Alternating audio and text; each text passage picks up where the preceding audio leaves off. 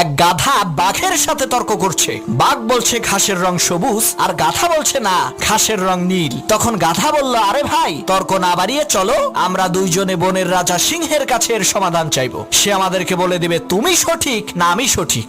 বাঘ বলল, চলো যাই। তারা দুইজনে বনের রাজা সিংহের সামনে এসে দাঁড়ালো।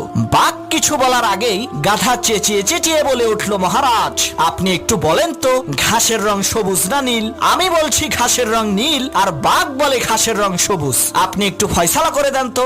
সিংহ বলে, এই ফয়সালা পরে করব, আগে বাঘের ফয়সালা করি। সিংহ বাঘকে উদ্দেশ্য করে বলল, বেটা বেকুব, তুই এই বন থেকে বের হয়ে যা, আগামী 1 মাসের মধ্যে এই বনে প্রবেশ করবি না।